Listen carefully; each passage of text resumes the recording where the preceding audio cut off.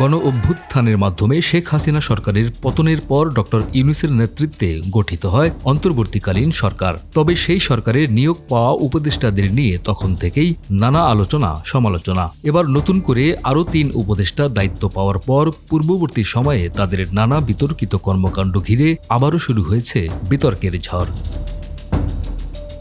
এমনকি এই আলোচনা সমালোচনায় নতুন করে ঘি ঢেলেছে বৈষম্য বিরোধী ছাত্র আন্দোলনের অন্যতম সমন্বয়ক ও জুলাই শহীদ স্মৃতি ফাউন্ডেশনের সাধারণ সম্পাদক সার্জিস আলমের এক বিস্ফোরক মন্তব্য। রোববার ১০ নভেম্বর সন্ধ্যায় অন্তর্বর্তী সরকারের নতুন ৩ উপদেষ্টা শপথ নেন। এরপরই দিবাগত রাতে সামাজিক যোগাযোগ মাধ্যম ফেসবুকে দেওয়া এক স্ট্যাটাসে অন্তর্বর্তী সরকারের উপদেষ্টা পরিষদ নিয়ে বিস্ফোরক মন্তব্য করেন সার্জিস।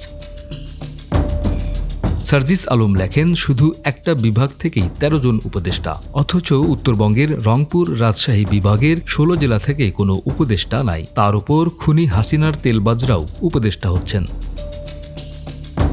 এদিকে সার্জিস আলমের স্ট্যাটাসের পর কমেন্ট বক্সেও শুরু হয় নেটিজেনদের সমালোচনার ঝড়। সেই পোস্টের কমেন্ট বক্সে মাহমুদুল হাসান বাবু নামের একজন লিখেছেন, রংপুর বিভাগ সবসময় অবহেলিত।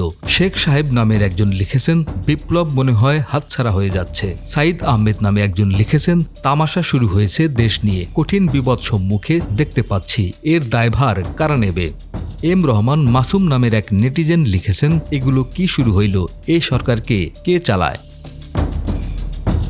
প্রসঙ্গত, রোববার ১০ নভেম্বর সন্ধ্যায় বঙ্গভবনের দরবার হলে উপদেষ্টা হিসেবে শপথ গ্রহণ করেন ব্যবসায়ী শেখ বশির উদ্দিন, চলচ্চিত্র নির্মাতা মোস্তফা সরোয়ার ফারুকী ও প্রধান উপদেষ্টার বিশেষ সহকারী মাহফুজ আলম। এরপরই সামাজিক যোগাযোগ মাধ্যমে মোস্তফা সরোয়ার ফারুকীর পূর্ববর্তী সময়ে আওয়ামী লীগের বিভিন্ন নেতা ও শেখ হাসিনার সঙ্গে ঘনিষ্ঠতার নানা ছবি ও লেখা ভাইরাল হতে শুরু করে। সমালোচনা থেকে বাদ যাননি ব্যবসায়ী শেখ বশির উদ্দিনও।